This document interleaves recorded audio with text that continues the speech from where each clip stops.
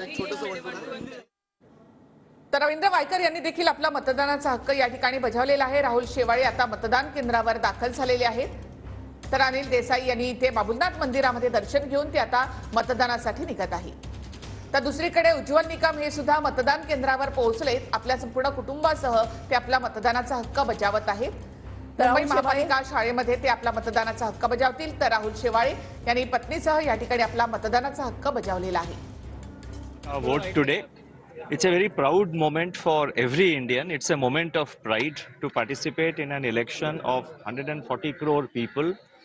And if I remember correctly, about 97 crore voters. And just think about the logistics and the arrangements which go into it. The process of voting today was very smooth.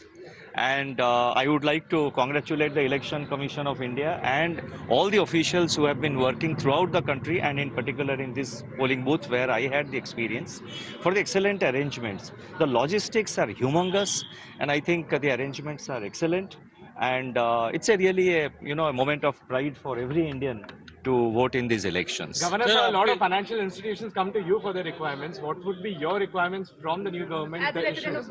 You wait for the next monetary policy and this is not the place or the time to really comment on issues. I think let's focus on the elections, and I would like to take this opportunity to appeal to every Indian, to every citizen, to every voter to come and cast their vote. Hindi में दो शब्द कहना चाहता हूँ।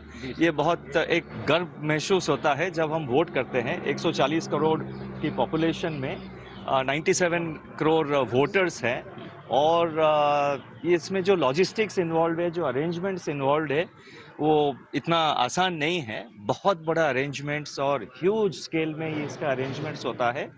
सो सारे voters के लिए, देश में हर एक व्यक्ति के लिए ये बहुत एक मोमेंट ऑफ प्राइड है, और मैं सबको अनुरोध करना चाहता हूं कि आप जल्दी सुबह से जल्द जाके अपने वोट डालिए। Thank you. Governor, sir, one message. How important is political continuity for policy continuity and stability according to you, sir?